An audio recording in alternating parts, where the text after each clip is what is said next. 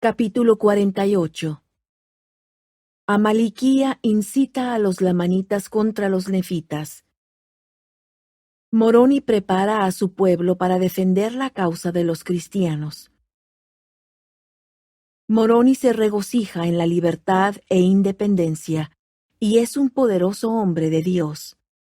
Aproximadamente 72 a.C. Y aconteció que en cuanto hubo logrado Amaliquía el reino, empezó a incitar el corazón de los lamanitas contra el pueblo de Nefi. Sí, nombró algunos hombres para que desde sus torres hablaran a los lamanitas en contra de los nefitas.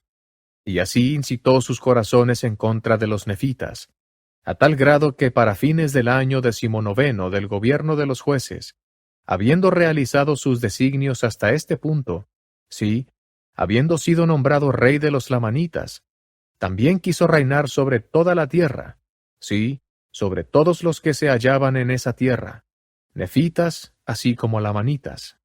Había, por tanto, logrado su propósito, pues había endurecido el corazón de los lamanitas y cegado sus mentes, y los había incitado a la ira, a tal grado que había reunido una hueste numerosa para ir a la batalla en contra de los nefitas. Porque estaba resuelto, debido al crecido número de los de su pueblo, a subyugar a los nefitas y reducirlos al cautiverio, de modo que nombró capitanes en jefe de entre los soramitas, por estar estos más familiarizados con la fuerza de los nefitas, y sus sitios de refugio, y los puntos más vulnerables de sus ciudades. Por tanto, los puso por capitanes en jefe sobre sus ejércitos. Y sucedió que levantaron su campo y se dirigieron hacia la tierra de Zaraemla por el desierto. Ahora bien, aconteció que mientras Amaliquía así había estado adquiriendo poder por medio del fraude y del engaño, Moroni, por otra parte, había estado preparando la mente de los del pueblo para que fueran fieles al Señor su Dios. Sí, él había estado fortaleciendo los ejércitos de los nefitas y construyendo pequeños fuertes o sitios de refugio, levantando parapetos de tierra alrededor de sus ejércitos, y erigiendo también muros de piedra para cercarlos, en los contornos de sus ciudades y en las fronteras de sus tierras, sí, por toda la tierra, y en sus fortificaciones más débiles colocó el mayor número de hombres, y así fortificó y reforzó la tierra que poseían los nefitas. Y de este modo se estuvo preparando para defender su libertad, sus tierras, sus esposas, sus hijos y su paz, a fin de vivir para el Señor su Dios, y preservar lo que sus enemigos llamaban la causa de los cristianos. Y era Moroni un hombre fuerte y poderoso, un hombre de un entendimiento perfecto, sí, un hombre que no se deleitaba en derramar sangre, un hombre cuya alma se regocijaba en la libertad e independencia de su país, y en que sus hermanos se libraran de la servidumbre y la esclavitud. Sí, un hombre cuyo corazón se henchía de agradecimiento a su Dios por los muchos privilegios y bendiciones que otorgaba a su pueblo.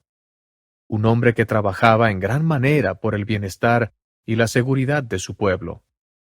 Sí, y era un hombre firme en la fe de Cristo, y había jurado defender a su pueblo, sus derechos, su país y su religión, aun cuando tuviera que derramar su sangre.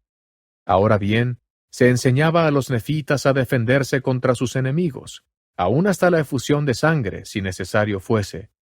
Sí, también se les enseñaba a nunca provocar a nadie, sí, y a nunca levantar la espada, salvo que fuese contra un enemigo y que fuese para defender sus vidas. Y esta era su fe, que si lo hacían, Dios los prosperaría en la tierra.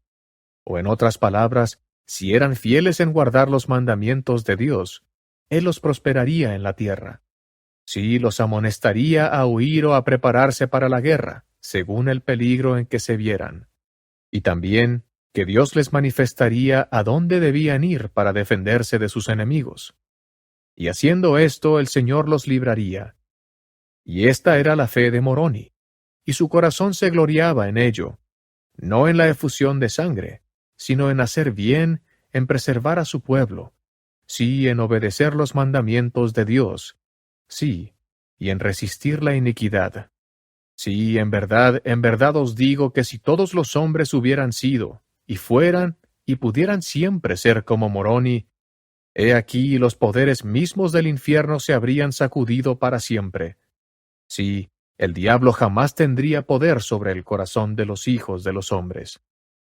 He aquí, era un hombre semejante a Amón, el hijo de Mosía.